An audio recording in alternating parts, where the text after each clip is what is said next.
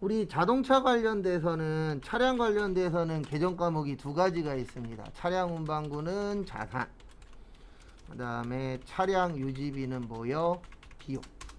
이렇게 몇 가지가 있어요. 두 가지. 그래서 여기는 자산 처리하라 그랬으니까 차량 운반구로 처리하셔야 돼요. 그래서 차량 운반구 얼마요? 30만 원. 그 다음에 대변에 뭘로 드렸죠? 현금 드렸죠. 얼마 드렸어요? 30만 원. 이렇게 처리를 해주시면 되세요. 그 다음에 정리하시고 36번. 6번. 외상대금 얼마 있었죠?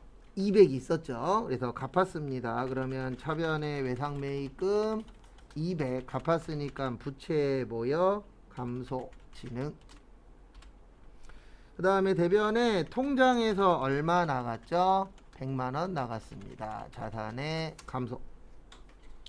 그 다음에 잔액은 어음 발행했대요. 어음 발행하면 무슨 어음이요? 지급어. 그래서 지급 어음 100만원.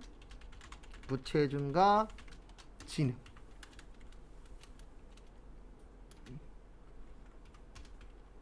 정리하시고 37번 가겠습니다.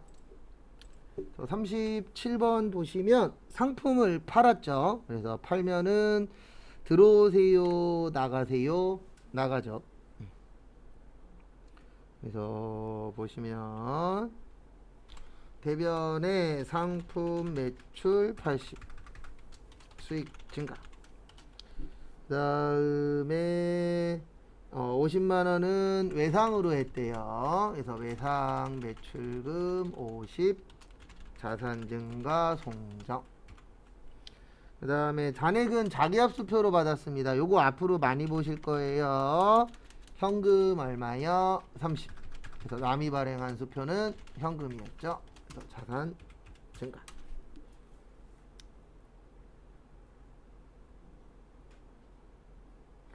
(38번은) 답 하나 알려드릴게요. 이거는 전산에게 2급에서 쓰는 건데 그냥 요걸로 하면 되겠다. 38번은 그냥 요걸로 처리하세요. 가지급금으로. 38번 가지급금은 대표적으로 두 군데에서 많이 씁니다. 하나는 출장비. 왜냐면 출장 갔을 때 얼마 쓸지 모르죠. 그 다음에 또 하나는 대표이사가 개인적인 용도로 사용했을 때. 그래서 거기 보시면 사업주가 개인적으로 썼잖아요. 요거 뭘로 처리한다고요? 가지급금 55만원 자산 증가. 그 다음에 어디에서 돈 들였죠? 보통 예금에서 드렸죠. 그래서 보통 예금 얼마 나갔어요? 55만원 자산의 감소. 그 다음에 정리하시고 39번 풀어보세요.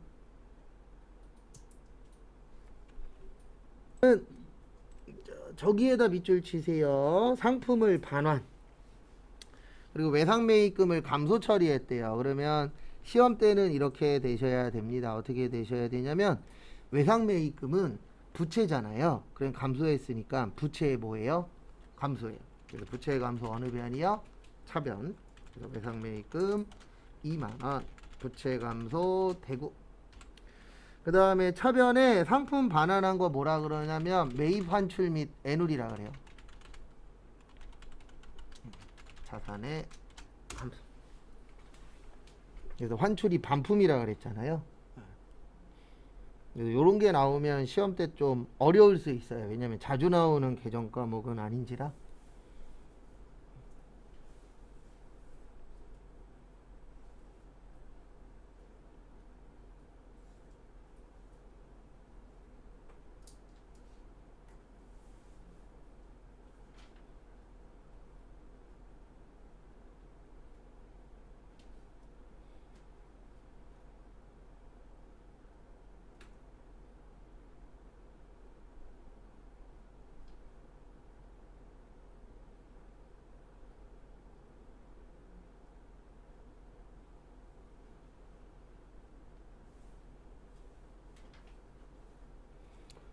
참고하시고요.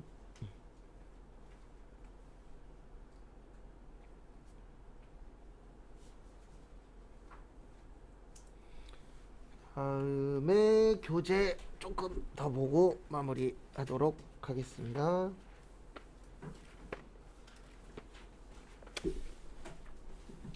몇 페이지로 오시냐면은 솔직히 교재 안 봐도 크게 지장은 없어요. 남은 시간 동안에 교재 볼 건 그렇게 많지는 않아서 교재는 일단 380페이지 피시면 됩니다.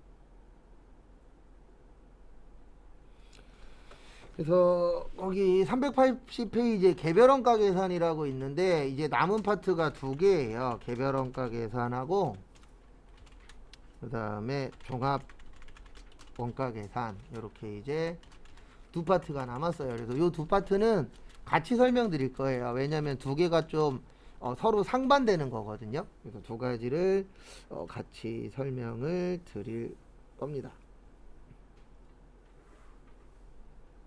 그래서 앞에 보시면 개별원가 계산은 개별의 뜻이 뭐죠? 개별. 네, 개별은 몇 개씩이에요? 하나씩이에요. 몇 개씩이라고요? 하나씩. 그래서 요거는 비싼 거. 개별은.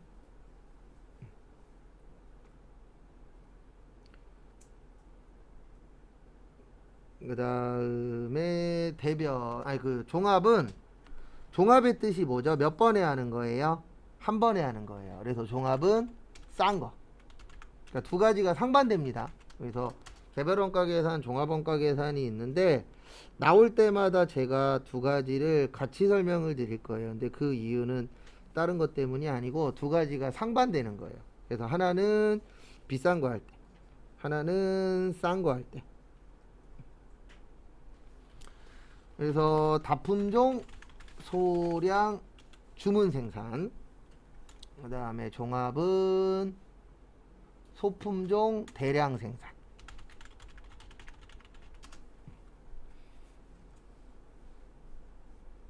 그러니까 요게 무슨 뜻이냐면 개별은 종류는 많아도 상관이 없어요. 왜냐하면 몇 개씩 계산할 거죠? 하나씩 계산할 거예요. 몇 개씩이요? 하나씩. 그래서 하나씩 할 거기 때문에 요거는 안 돼요. 뭐가 많으면 안 되죠? 양이 많으면 안 돼요. 그래서 소량이라고 하는 이유가 뭐냐면 여러분들이 생각을 해보세요. 하나씩 할 건데 양이 많으면 될까요? 안 될까요? 당연히 안 되겠죠. 그래서 종류는 많아도 상관이 없다. 근데 양은 뭐 해야 된다? 적어야 된다. 이제 이렇게 보는 거고요. 그 다음에 주문 생산. 이게 뭐냐면 대부분 주문하는 건 양이 많을까요? 적을까요? 적겠죠. 일반적으로. 왜냐하면 우리는 대부분 이제 기성품이라 그래서 만들어져 있는 걸 사잖아요. 근데 주문하게 되면 대부분 주문하는 양은 어때요? 적습니다. 그래서 개별원가 계산에 이제 주문이 연관성이 있다. 이렇게 이제 보는 거고요. 그 다음에 두 번째 보시면 그 다음에 종합은 종류가 많으면 안 돼요. 뭐가 많으면 안 된다고요? 종류는 많으면 안 돼요. 근데 왜 안 되냐면 종류별로 계산할 거라.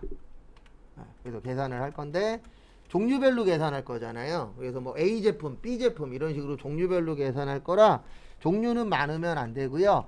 양은 많아도 상관이 없어요. 왜냐면 어차피 한 번에 계산할 거기 때문에 100개를 계산하든 1000개를 계산하든 10만 개를 계산하든 한 번에 계산할 거기 때문에 양은 상관이 있다 없다? 없다. 그렇게 보는 겁니다.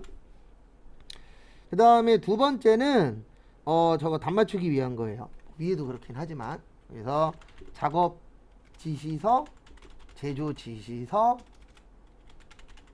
작업 원가표. 요 문구가 나오면 개별입니다.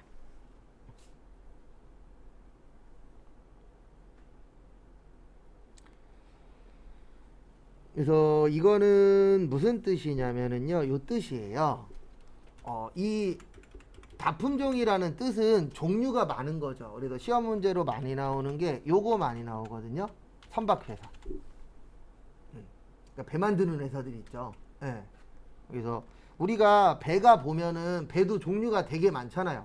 예. 어선도 있고 유조선도 있고 화물선도 있고 여객선도 있고 이 안에서도 또 작은 게 있고 큰 게 있고 다 어때요? 다양하죠, 되게. 근데 문제는 뭐냐면 이걸 만들 때마다 원가 계산을 따로 해야 돼요.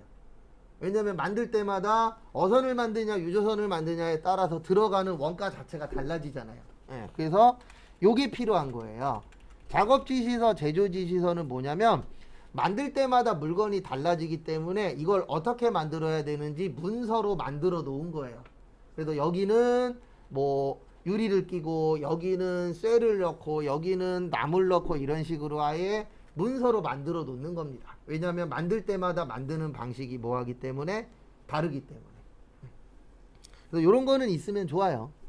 왜냐면 제가 예전에 뭐 제 파트는 아니었지만 저 아시는 분이 이제 인수인계를 받았대요. 근데 물건 하나 만드는데 60가지를 알아야 돼요. 1부터 60까지 알아야 그 물건을 만들 수 있는데 문제는 뭐였냐면 문서는 없고 그냥 알려만 준 거예요. 그리고 한 달 후에 만들라고 했는데 생각을 해보십시오. 한 달 전에 배운 거 기억나요? 안 나죠. 못 만들어갖고 욕먹었다고. 그래도 요즘에는 인수인계 받을 때 그냥 찍으세요. 동영상으로. 제일 속편해요. 옛날처럼 뭐 이제 요즘에 쓰고 이런 시대가 아니잖아요. 그래서 저희도 요즘에 교육 가면은 다들 동영상으로 만들어요. 그냥 아예 속편하니까. 기억 안 나면 보면 되니까. 아니면 요즘에 교육하는 데에서도 아예 자체적으로 동영상으로 만들어서 나중에 못 들은 거 있으면 동영상 보라고. 요즘 시대가 그런 시대잖아요.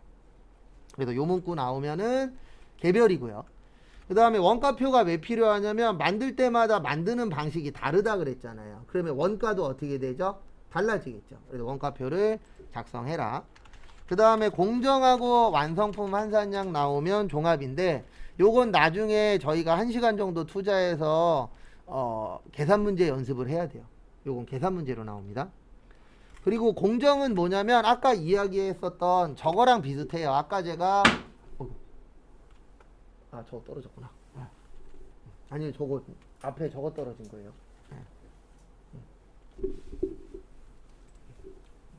저기 보면은 아니요. 저거 떨어진 거예요. 신경 안 써도 돼요. 그거 그냥 두셔도 돼요. 제가 나중에 저거 열쇠로 잠가 놓을게요. 가끔씩 저기 밑으로 떨어져 갖고. 그래서 우리 공정은 아까 얘기했었던 생산 공정, 여기를 뭐 부문이라고도 표현합니다. 그래서 생산 공정, 그 다음에 조립 공정, 포장 공정 이런 식으로도 나누죠. 그래서 대부분 대량 생산하는 데들은 이렇게 부문별로 공정별로 뭐 되어 있어요? 나눠져 있어요. 그래서 나중에 제조 파트로 취업을 하시면 생산하는 데에선 생산만 계속 하잖아요.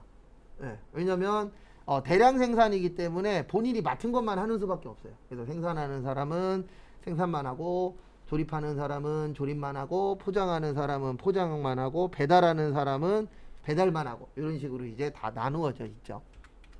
그 다음에 요거는 나중에 계산 문제 연습을 하셔야 돼요. 요건 따로 저희가 시간 내서 연습을 할 겁니다. 그래서 요 문구 나오면은 요거 앞에 게 나오면 개별이 되는 거고요. 뒤에 게 나오면 뭐가 되는 거예요? 종합. 그래서 그거 참고하시고. 그 다음에 마지막으로 간접비의 배부가 중요합니다. 제조 간접비의 배부가 중요.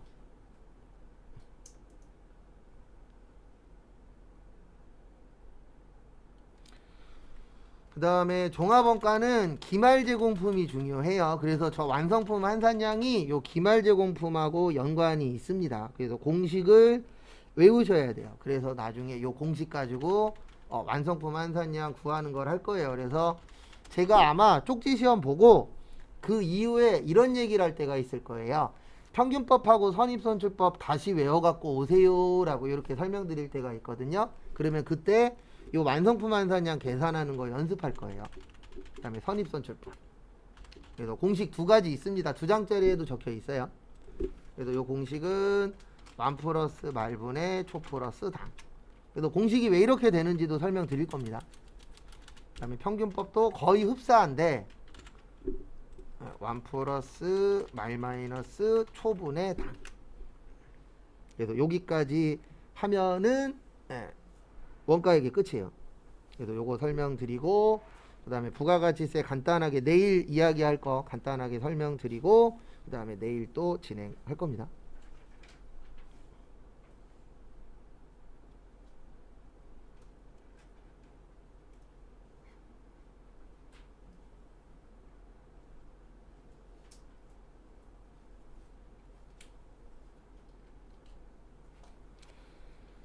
그래서 같이 또 보시면은요, 요걸로 설명을 드릴게요. 선입선출법. 우리 선입선출법의 뜻이 뭐예요? 먼저 들어온 게 먼저 뭐 한다? 나간다. 그래서 이 공식은 요거 구하는 공식이에요. 기말제공품. 그러면 선입선출법의 뜻이 먼저 들어온 게 먼저 나가는 거거든요. 그래서 왜 빼주냐면은 이렇게 보는 거예요. 기초는 1월 1일 거거든요. 몇 월 며칠 거요? 1월 1일 거. 기말은 몇 월 며칠이죠? 12월 31일이죠. 그래서 빼는 이유는 뭐냐면 1월 1일 거는 12월 31일 날 있다 없다. 없다. 그래서 빼고 계산하는 거예요. 다시 설명드릴게요. 우리 선입선출법의 뜻은 먼저 들어온 걸 먼저 뭐 하겠다? 팔겠다. 그래서 기말 그 기초의 뜻은 1월 1일 거예요. 근데 이 공식은 기말 구하는 거예요. 그러면은 기초는 기말에 없잖아요. 그러니까 계산할 때 뭐하고 계산하자? 빼고 계산하자. 그 다음에 평균법은 이렇게 합치는 이유가 뭐냐면 평균법의 뜻은 중간이에요. 그러니까 어떻게 보는 거냐면 기초 중에서 일부는 기말에 남을 수도 있어. 이렇게 보면 평균법이 되는 거예요. 그 다음에 선입선출법은 기초는 기말에 없어. 그러니까 계산할 때 뭐 하자? 없다라고 생각하고 빼고 계산하자. 그게 선입선출법이고 평균법은 기초도 기말에 있을 수도 있어. 이렇게 보는 거예요. 내용을. 그리고 시험 문제 이렇게 나올 때도 있어요. 평균법과 선입선출법이 어떠면 똑같으냐 이렇게 물어볼 때 있거든요. 앞에 잠깐 봐보세요. 여기 기초를 지우면 공식이 어떻죠? 똑같죠. 네. 그래서 시험 문제에 평균법과 선입선출법이 어떨 때 똑같냐? 그러면 기초제공품이 없으면 뭐예요? 똑같다. 이렇게 문제가 출제될 때가 있어요. 그래서 그것도 간혹가다 물어보니까 기초가 없으면은 평균법하고 선입선출법도 어떻다? 똑같다. 이렇게 되는 겁니다. 그래서 여기까지 보면은 일단 원가에게도 일단은 마무리가 되는 거예요. 여기까지가 이제 전산회계 1급 내용입니다. 그 다음에 내일부터 해서 이제 저거 할 거예요. 뭐 할 거냐면은 부가가치세를 할 겁니다. 앞에 잠깐 봐보세요. 부가가치세를 할 건데 일단 부가가치세는 우리는 거의 요거는 많이들 아세요. 부가가치세 몇 프로 내죠? 10% 냅니다. 몇 프로 낸다고요? 10%. 그리고 부가가치세는 가장 일반적인 간접세의 가장 대표적인 게 부가가치세예요. 그래서 간접세는 뜻이 뭐냐면 세금을 내는 사람을 납세자라 그래요. 그 다음에 이거를 부담하는 사람을 담세자라고 합니다. 그래서 보시면 어디 갔냐? 여기 있구나. 납세자와 담세자가 다른 걸 뭐라 그래요? 간접세라 그래요. 그래서 이 부가가치세는 담세자가 누구냐면 소비자예요. 소비자가 부담합니다. 근데 국가에다 내는 건 누가 내죠? 사업자가 내요. 그래서 이 두 개가 같다 다르다 다르다. 그러면 간접세라고 하고요. 저희가 세무 때 배우는 소득세 있거든요. 얘는 직접세예요. 왜 그러냐면 내가 내 돈으로 내는 거잖아요. 그래서 두 가지가 같으면 직접세. 그 다음에 두 가지가 다르면 무슨 세가 되는 거예요? 간접세가 되는 겁니다. 그래서 부가가치세는 가장 대표적인 무슨 세라고요? 간접세예요. 그거 참고하시고. 그 다음에 구조만 설명드릴 거예요, 오늘은. 예, 그래서 내일 요거는 다시 한번 더 얘기할 겁니다. 그래서 부가가치세 구조가 어떻게 되어 있냐면 요렇게 되어 있어요. 만약에 공장이 있고 도매업자가 있고 소매업자가 있고 우리 같은 사람을 뭐라 그래요? 최종 소비자라고 해요. 우리가 일반적으로 가장 마지막에 소비하잖아요. 그래서 최종 소비자. 만약에 이렇게 되어 있고 그 다음에 매출액, 매입액, 매출세액, 매입세액, 마지막으로 납부세액. 그래서 이렇게 할게요. 만약에 공장이 도매업자한테 1,000원에 팔았다라고 할게요. 얼마에 팔았어요? 1,000원. 그러면 세금 몇 프로죠? 10%죠. 그러면 얼마가 되는 거예요? 100원. 그러면 도매업자는 얼마 주고 산 거죠? 1,000원에 100원 주고 산 거예요. 그래서 1,000원에 100원.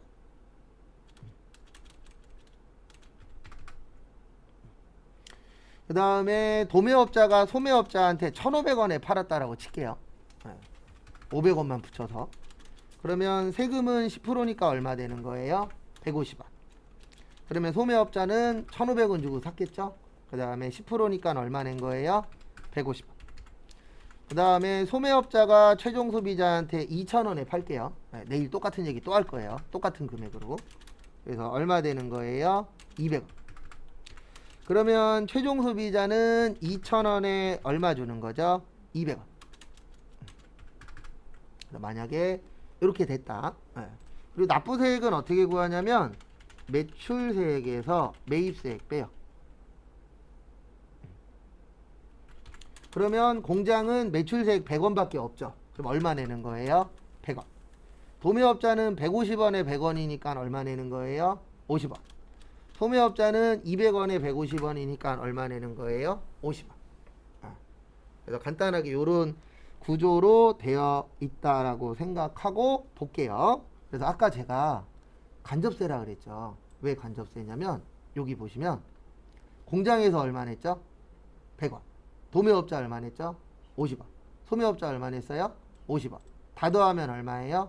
200원. 누가 내요? 소비자가. 그래서 간접세예요. 그래서 사장님들이 이렇게 얘기하시는 사장님들이 있어요. 돈만 벌면 세금 낸데 그 얘기가 완전히 맞는 말은 아니에요. 왜냐하면 부가가치세는 본인 돈으로 내는 게 아니고 소비자가 내는 거예요. 근데 왜 사장님들은 자기 돈으로 낸다라고 생각을 하냐면 일단 내 우주머니에 돈 들어왔잖아요. 그러면 누구 돈이에요?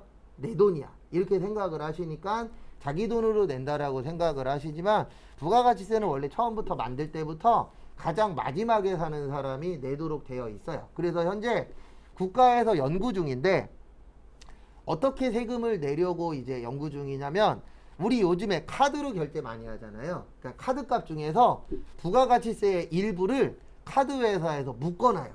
이거는 100% 확정된 건 아니에요. 이런 식으로 하겠다라고 발표한 게 있어요. 그게 뭐냐면 카드값의 일부를 카드 회사에서 안 주는 거예요. 그 다음에 세금을 내려고 묶어놓는 거예요. 그래서 묶어놓고 그 다음에 세금 계산해서 세금을 내고 나머지만 돌려주는 방식. 이런 식으로 이제 하려고 국가에서 현재 연구 중이라고 몇 년 전에 발표는 했어요.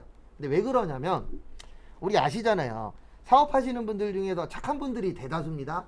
근데 이상한 행동 하시는 분들 있어요? 없어요? 있어요. 세금 안 내고 도망가거나 아니면 뭐 삥땅 쳐놓거나 이런 분들이 있잖아요. 그래서 국가에서도 이 사람들이 세금을 안 내네.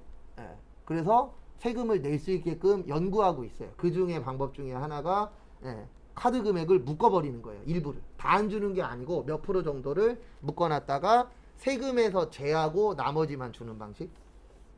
참고로 강남 있죠. 강남구만 세금 안 내는 거 다 더하면요. 조가 넘어요. 강남구 하나만. 인천시도 몇 천억 돼요. 그래서 그런 것만 전문적으로 받으러 다니시는 분들 있어요? 없어요? 있죠. TV에 종종 나오잖아요. 근데 그런 거 보면은 우리 같은 일반 서민은 짜증나죠. 왜냐면 많고 적고를 떠나서 우리한테는 열심히 걷어가잖아요. 근데 돈 많으신 분들한테는 이제 뭐 그분들이 이제 불법을 저질러서 합법적으로 세금을 못 뺏어가게끔 만들어 놓긴 하죠. 그래갖고 맨날 그런 거 추적하는 거 보면은 쫓아가서 봤더니 기본이 위장이요. 예. 그래서 갔더니 같이 살고 있고 여자 이름으로 다 돌려놓고 재산들, 예, 그러신 분들 있죠. 그러니까 결론적으로는 법보다 사람이 더 빨라요. 그런 거 볼 때마다 좀 짜증 아닌 짜증 나더라고요. 예. 그래도 일부러 이혼하시는 분들도 있어요. 진짜로 세금 안 내려고. 예. 그리고 나는 재산 없으니까 알아서 하쇼. 예. 그런 분들도 실제 있더라고요. 그리고 왜 부가가치세인지 설명드릴게요. 공장 여기 1,000원에 팔았죠. 근데 이 앞에 아무것도 없죠. 그러면 0이 1,000원이면 얼마의 부가가치가 된 거예요? 1,000원의 부가가치가 된 거예요. 그래서 1,000원에 10% 얼마예요? 100원. 그 다음에 얘하고 얼마 차이 나요? 500원 차이 나죠. 500원에 10% 얼마요? 50원. 그 다음에 1,500원하고 2,000원하고 얼마 차이 나죠? 500원. 그래서 500원에 몇 프로요? 10%. 그래서 부가된 만큼 세금이 붙는다. 그래서 무슨 세라고 하는 거예요? 부가가치세. 네. 그래서 부가가치세예요. 다른 것 때문이 아니고. 소득세는 왜 소득세예요? 소득에 대해서 세금 내라. 그래서 무슨 세예요? 소득세예요. 그래서 원래 기본적으로 이렇게 되어 있습니다. 돈 벌면 뭐 내야 돼요? 세금 내야 돼요. 근데 여기에 해당이 안 됐던 대표적인 게 하나 있었죠. 코인. 코인이 아마 내년이나 내후년쯤부터는 세금을 내야 되는 걸로 들어올 거예요. 그래서 예전에 코인 한 사람들은 좋았어요. 왜냐면 코인으로 돈 벌잖아요. 세금을 안 내요. 왜냐면 법이 못 쫓아가고 있기 때문에. 근데 이제 코인 생긴 지도 오래됐잖아요. 그래서 국가에서 이제 코인으로 돈 벌어도 뭐를 내게 하겠다? 세금 내게 하겠다. 그렇게 좀 바뀌고 있습니다. 그래서 요거는 내일 다시 한번 더 설명드릴 거예요.